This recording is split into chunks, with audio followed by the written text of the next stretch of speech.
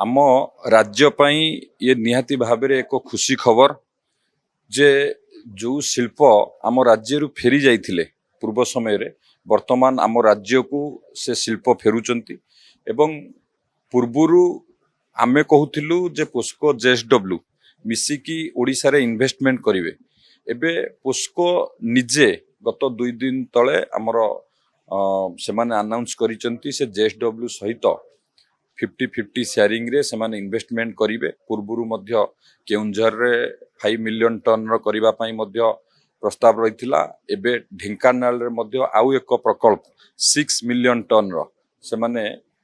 Investment करिवे ढेंकानाल रे करिवे निश्चित भाव ये आम राज्य पई एक खुशीर खबर आम राज्यर समृद्ध नीति माननीय मुख्यमंत्री नेतृत्व रे डबल इंजिन सरकार उपरे जो भली भाव विभिन्न इन्वेस्टर मानकर भरोसा बढ़ुची एवं इंडस्ट्री फ्रेंडली आम जो काम करूचु सेथिपाई आज आम राज्य को फेरी जाउथिबा शिल्प पुणी फेरुचंती एवं निश्चित भाव में पोस्को गोटे बहुत बड़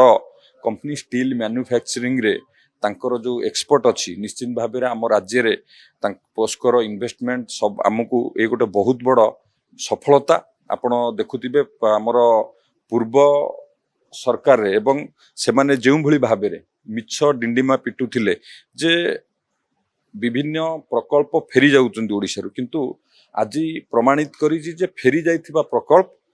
आम सरकार समय रे माननीय मुख्यमंत्री नेतृत्व को भरोसा करी आज ओडिशा को आसुचंती आ निश्चित भाव में ये आम राज्य पई एक बहुत बड़ गोटे सफलता एवं उपलब्धि मध्य उभय जगार केउंझर रे आमर जो लैंड एक्विजिशन प्रोसेस चली पाखापाखि जो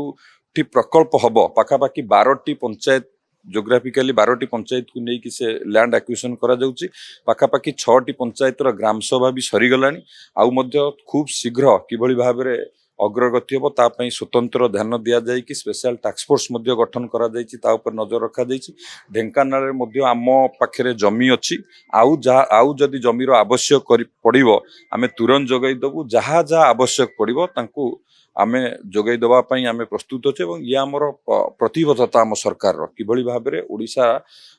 शिल्प क्षेत्र रे आहुरी आगु को जीवो आहुरी इन्वेस्टमेंट ओडिशा को आसीबो विशेष करी आमर युवक मानकर आशा आकांक्षा पूरा करने सहित जो समृद्ध ओडिशा गठन रे प्रमुख भूमिका शिल्प विभाग रहिबो याकू गुरुत्व देकी काम करा जाउछ किंतु उभय स्थान रे जेएसडब्ल्यू प्रकल्प करिवो एवं पोस्को मध्य जॉइंट वेंचर रे तांक सहित रहिबो देखंतु नुआ दिल्ली रे से माने तांक तरफरु अनाउंस करिसंती निश्चित भाव रे तांकर जहा जहा आवश्यक पदक्षेप नेला परे से माने जतेबेले ओडिशा आसीबे निश्चित भाव में आपण माने समस्त जानिबे एवं एबे गोटिए कथा जे पूर्वरु जो भली भाव में पूर्व सरकार मु जो आगुरु कहिथिली अलीबाबा 40 चोर रो कहानी से माने कहउचंती एई कथार ही सब स्पष्ट प्रमाणित होउची जे सरकार को ऊपर निवेशकर जो विश्वास बढ़ीची एवं निवेश करबा पई जो ओडिशा को प्रथम पसंद भावे समस्त मन बळैचंती।